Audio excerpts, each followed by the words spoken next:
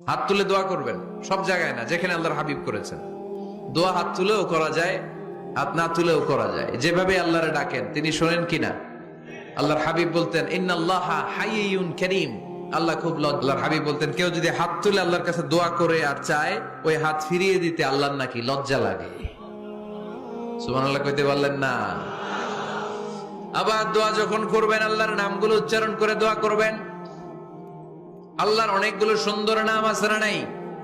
ইন্না লিল্লাহি 99 ইসমা, আল্লাহর রয়েছে 99টা সুন্দর সুন্দর নাম।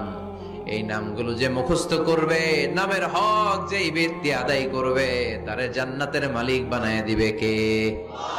দোয়া যখন করবেন আল্লাহর আসমাউল্লাহিল হুসনা গুলো বলে বলে আল্লাহরে ডাকবেন। আল্লাহর একটা সুন্দর নাম আছে আর রহমান। কি নাম? মানে দয়ালু। রহমান মানে কি? দয়াময়। রহমান শেখালেন কোরআন, বানালেন ইনসান, শেখালেন বায়ান। দয়াময় রহমান শেখালেন কোরআন, বানালেন ইনসান, শেখালেন বায়ান। দয়াময় রহমান শেখালেন কোরআন, বানালেন ইনসান, শেখালেন বায়ান। সুবহানাল্লাহ পড়েন। দয়াময় মেহেরবান, তিনি রহমান। এজন্য দোয়ার শুরুতে তারা ডাকেন, বলেন ইয়া রহমান। সবাই পড়েন ইয়া রহমান, ইয়া রহিম, ইয়া গফুর, ইয়া গফফার, ইয়া সত্তার, ইয়া জব্বার। দোয়ার শুরুতে এই নামগুলো ধরে ধরে যদি আবেগ নিয়ে, ভালোবাসা নিয়ে আল্লাহরে ডাকেন, দোয়া কবুল করে নিবে কে? এই দোয়ার মাঝখানে যদি এক ফোঁটা চোখের পানি ফেলতে পারেন, কবুল হবে? কবুল করবে কে? চোখের পানি ফেলবার চেষ্টা করবেন। নিজেকে যত ছোট করে আল্লাহর কাছে উপস্থাপন করা যায়, যত ছোট করা যায় নিজেকে। আল্লাহর হাবিব সাল্লাল্লাহু আলাইহি ওয়াসাল্লাম মহাবিশ্বের শ্রেষ্ঠতম মানুষ, তিনি দোয়ার সময় আল্লাহরে বলতেন আল্লাহুম্মা ইন্নী আবদুক, আল্লাহ আমি আপনার দাস, আমি আপনার গোলাম। ওয়াবনু আবদিক, গোলামের ঘরের গোলাম। ওয়াবনু আমাতিক, দাসীর ঘরের গোলাম, বান্দির ঘরের গোলাম। আমার বাবা আব্দুল্লাহ আপনার গোলাম, আমার মা আমেনা আপনার দাসী। সুবহানাল্লাহ পড়বেন না? কিভাবে নিজেকে ছোট করতে হয় আল্লাহর হাবিব সাল্লাল্লাহু আলাইহি ওয়াসাল্লাম ছোট করতেন। গুনার কথাগুলো স্মরণ করবেন, আল্লাহরে বলবেন আল্লাহ আমি ছাড়া তোমার অনেক বান্দা আছে, কিন্তু তুমি ছাড়া আমার আর কেউ নাই। ঠিক কি না? এইভাবে যত ছোট করে নিজেকে উপস্থাপন করা যায় দোয়াতে, এই দোয়া কবুল করে নেবে কে? এরপরে সম্মিলিত যদি দোয়া হয়, যিনি দোয়া করবেন তার প্রতিটা দোয়ার পরে আমিন বলা সুন্নাহ। যদি কেউ দোয়া করে রব্বানা আতিনা ফিদ দুনিয়া হাসানাহ ওয়া ফিল আখিরাতি হাসানাহ ওয়া কিনা আযাবান নার, তখন সবাই কি বলবেন? আমিন। এই পদ্ধতিতে যদি আপনি দোয়া করেন, আল্লাহর কাছে প্রার্থনা করেন আর ফরিয়াদ করেন, আপনার দোয়া কবুল করবে কে? যখনই দোয়া করেন আপনার ডাকগুলো শোনে কে? তারপরেও বিশেষ কিছু সময় আছে, বিশেষ কিছু মুহূর্ত আছে, ওই মুহূর্তগুলোতে দোয়া করলে দোয়া কবুল করে কে? এর মধ্যে একটা মুহূর্ত হলো তাহাজ্জুদের মুহূর্ত। কিসের মুহূর্ত? তাহাজ্জুদ পড়েন তো আপনারা? হ্যাঁ, এখন আওয়াজ নাই গলায়। পড়ি? ফজরের নামাজই পড়তে পারি না হুজুর, তাহাজ্জুদ কেমনে করব? ومن الليل فتهجد به نافلة لك عسى أن يبعثك ربك مقاما محمودا। এটা এমন নামাজ, এই নামাজের পরে দোয়া করলে কবুল করবে কে? ওই মুহূর্তে আল্লাহ প্রথম আকাশে মনোনিবেশ করেন, ডাকতে থাকে কার কি লাগবে চাও। টাকা লাগবে টাকা দেব, সম্পদ চাও সম্পদ দেব, সম্মান চাও সম্মান দেব, বউ লাগলে বউ দেব। আছে না নাই? লাগবে না? এদিকে তো বেশিরভাগ অবিবাহিত মনে হচ্ছে। বিয়ে করো নাই কারা কারা দেখি? খাইছে। সবার তো বউ লাগবে দেখা যায়। আল্লাহর কাছে চাইবা, দিবে কে?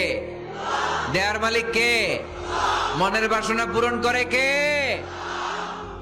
ওই আল্লাহর কাছে যেন আমরা চাই। বিয়ের কথা শুনলে সব সজাগ, আর ঘুমে ধরে না। এখন সজাগ জাতি, চাইতে হয়। যুবক ভাইরা চাইতে হবে, আল্লাহর কাছে নেককার স্ত্রী চাইতে হয়, নেককার সন্তান চাইতে হয়। তাহাজ্জুদের সালাতে যেন আল্লাহর আমরা বলতে পারি, আল্লাহ এমন জীবন সঙ্গিনী দাও, রূপবতী, গুণবতী, নেককার, যার সাথে দুনিয়াতেও থাকবো, জান্নাতেও থাকবো। ঠিক কিনা? এই দাম্পত্য জীবন কি শুধু দুনিয়ায়? আমার স্ত্রী আমার সাথে জান্নাতে যাক, আমি চাই কি চাই না? মুমিনরা দুনিয়াতেও একসাথে, জান্নাতেও একসাথে। ঠিক কিনা? তাহাজ্জুদের দোয়া আল্লাহ ফিরায় না। ইফতারির আগে যে দোয়া, ওইটা আল্লাহ ফিরায় না। ইফতারি করার আগ মুহূর্তে আমরা যে পেঁয়াজু, আলুর চপ, বেগুনি, হ্যাঁ, এগুলো খান আপনারা? রুয়াবজার শরবত খান নাকি? এই যে সাজায় রাখা হয় ডিজাইন করে, এইগুলো রেখে যখন দোয়া করেন, এই দোয়াটা আল্লাহ শুনে খুব। আল্লাহ বলে, কিরে ফেরেশতারা, ঘটনা কি? এত খাবার কেন? আল্লাহ রোজা রাখছে। কি চায়? আল্লাহ ক্ষমা চায়। তো খায় না যে তৃষ্ণার, তো আল্লাহ আপনার ভয়ে। আমার দেখছে না, আল্লাহ আপনারা দেখে নাই। জান্নাত দেখে নাই, আমার জাহান্নাম দেখেছে আল্লাহ কিন্তু জানে। তারপরে ফেরেশতাদের মুখ থেকে বের করা হবে। সুবহানাল্লাহ পড়ে। আমার জাহান্নাম দেখেছি কিনা বলো? ফেরেশতারা বলে না, জাহান্নাম দেখে নাই। আমার জান্নাত দেখেছে কিনা বলো? জান্নাতও দেখে নাই, কিছুই দেখে নাই, আপনারও দেখে নাই। আল্লাহ এবার খুশি হয়ে যাবে। আমার খুশির জন্য, আমার ভয়ে তৃষ্ণার্ত ক্ষুধার্ত সামনে খাবার হাত বাড়ালেই খেতে পারে, গ্লাসটা তুললেই পান করতে পারে, আমার ভয়ে খায় না, ক্ষমা চায়, আমার কাছে ক্ষমা প্রার্থনা করে। এখন আমার বান্দা যা দোয়া করবে, বান্দার সব দোয়া আমি কবুল করে নেব। আল্লাহর ভালোবাসা সফট কর্নার খুব গ্রো করে, যোগ্য যে খুব মারতে হবে। ঠিক কিনা? সময় মতো কাজ করতে হবে। সময়ের 1 ফোঁট, অসময়ের 10 ফোঁট। সময় মতো 1 ফোঁটা দিলে যেই লাভ, অসময়ে 10 ফোঁটা দিলে ওই লাভ হবে না। সময় মতো কাজ করতে হবে। ইফতারের আগ মুহূর্তে দোয়া করবেন। বাইনাল আযানি ওয়াল ইকামা, আল্লাহর হাবিব সাল্লাল্লাহু আলাইহি ওয়াসাল্লাম বললেন, আদ-দুআউ লা ইউরাদ্দু বাইনাল আযানি ওয়াল ইকামা। আযান এবং ইকামতের মাঝখানে দোয়া করলে ওই দোয়া আল্লাহ কখনো ফিরিয়ে দেয় না। জোহরের আযান হইছে, সুন্নত নামাজ পড়ে বসে আছেন, মুয়াজ্জিন সাহেব আসে না, ইমাম সাহেবও বেরোয় না। এই সময়টা অনেকে কিছুই করে না, ঘড়ির দিকে তাকায় থাকে, মোবাইল টিপে, পাশের লোকের সাথে কথা বলে। কিন্তু এটা যে it's a very high time to make দোয়া, এটা যে দোয়া করার সবচেয়ে দামি সময়, এটা অনেকে টেরই পায় না। আযান ইকামতের মাঝখানে সময় পেলে কি করবেন? লিস্ট করবেন কি কি লাগবে। আল্লাহ আমার টাকা লাগবে, আল্লাহ আমার পয়সা লাগবে, আল্লাহ আমার স্বাস্থ্য খারাপ, সুস্থতা লাগবে, আল্লাহ আমার ছেলে নাই, ছেলে লাগবে, আল্লাহ আমার মেয়ে নাই, মেয়ে লাগবে। এইগুলো লিখবেন। পারবেন? কথা কয় না। পারবেন? পারবেন?